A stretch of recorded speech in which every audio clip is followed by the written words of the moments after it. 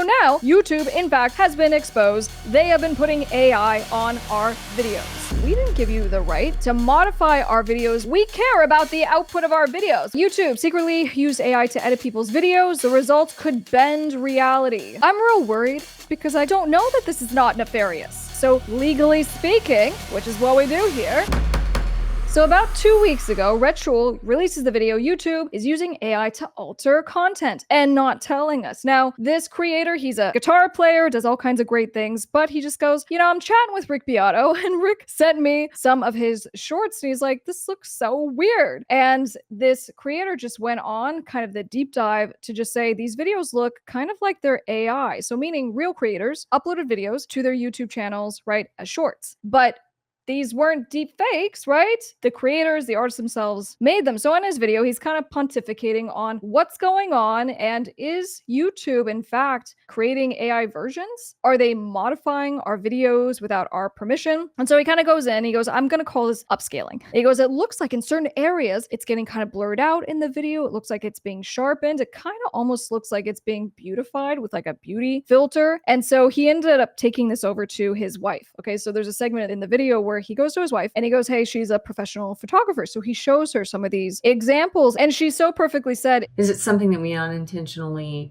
agreed to in the terms and conditions?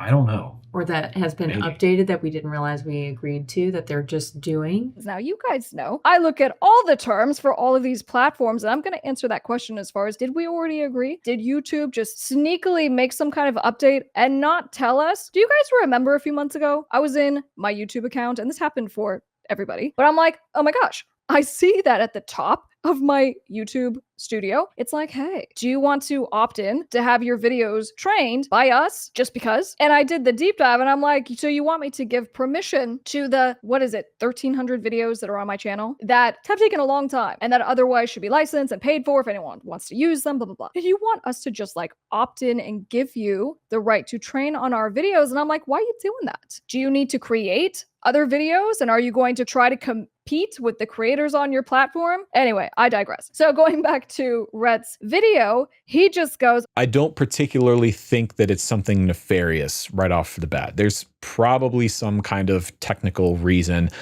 Personally, of all the theories I've seen so far, I think the most plausible one is that they're using it to save data, to save space on servers, or to make it easier to stream the content, some kind of performance related issue where they're trying to downscale the data and then upscale it with AI and thinking maybe nobody's going to notice. And here's my 2 cents. I'm real worried about what YouTube is doing with this, because I don't know that this is not nefarious. If YouTube, which is owned by Google, which is the most powerful pipeline for everything, including ads. YouTube is run by ads and advertisers. Every single video, right? Free accounts, they're going to serve to you. They are getting paid for these ads. And so across the board, and since the beginning, I've always just been like, is YouTube looking to see what it can do to essentially create its own content? Now, we could be like, are they trying to replace YouTubers and creators in general, or are they trying to compete and so that they can create their own original content using AI? And the first thing that I kind of thought when I saw this is I wonder if they're trying to gather data. So this is basically a big push to see viewers' reactions with AI aesthetics. Could it be that if we're all looking at content on YouTube and it all just kind of starts to look like AI? Well, when you see the AI stuff, your eye is not going to identify that this looks kind of weird, right? So that was one of the things that came up, and I go, well, maybe it's like they're just doing some glorified testing. What is that testing for? I don't know. I'm speculating here, but it would,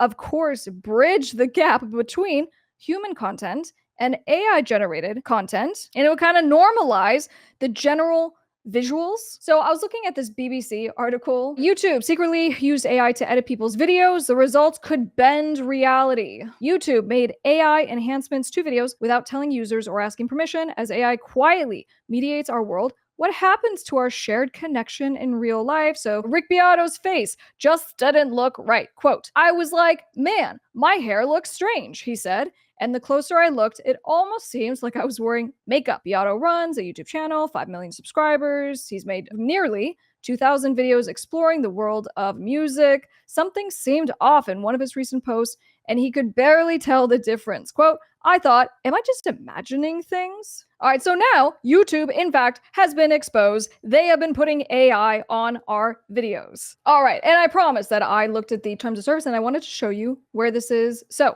if you scroll down, and as these contracts go, you scroll. And here for your content and your conduct. So rights that you grant, you retain ownership in your videos. Okay, great. However, we do require you to grant certain rights to YouTube and other users of the service described below. Okay, what is that? So this is a license that you give to YouTube. By providing your videos to YouTube, you grant YouTube a worldwide, non-exclusive, royalty-free, sub-licensable, and transferable license to use your videos, including to reproduce, distribute, prepare derivative works, which means that you're giving YouTube a very, very broad net. Now, I don't think anyone is going to pop on YouTube and be like, I think I'm giving YouTube the right to go and make copies of my videos and give copies of those videos to other companies and people without my authorization. But let me tell you how broad this language is, because it goes, you're giving us the right without us having to pay you anything to create derivative works, to create new versions of your videos. So what I'm saying is that we actually already gave YouTube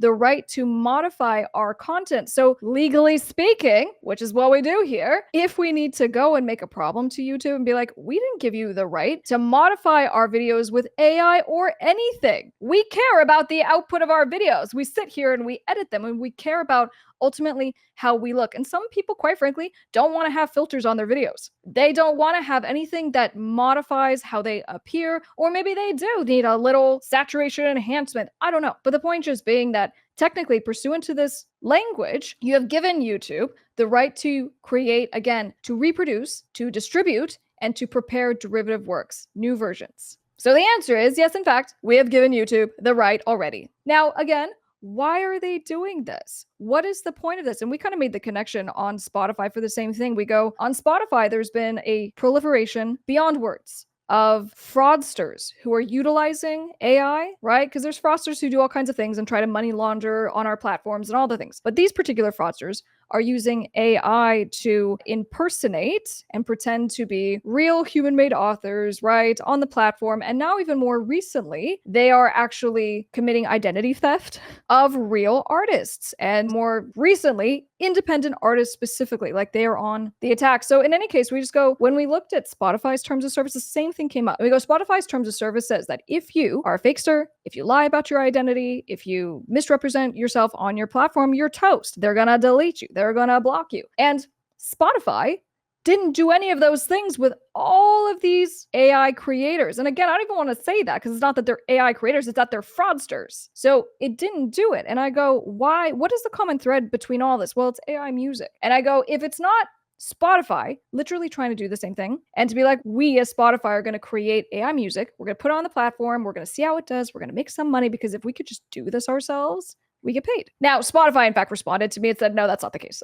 That's not what we're doing. So that's Spotify's official position. And I go, okay, well, if that's the case, nonetheless, Spotify has been silent on this. Spotify is turning a blind eye. So back to YouTube, I go, these are different companies, but why would you do that? And is it that you are data harvesting? And if that's the case, for what purpose? How does this ultimately benefit YouTube? That's just what I think. Leave a comment down below. Let me know what you think. I'll see you on the next one. I'm Top Music Attorney.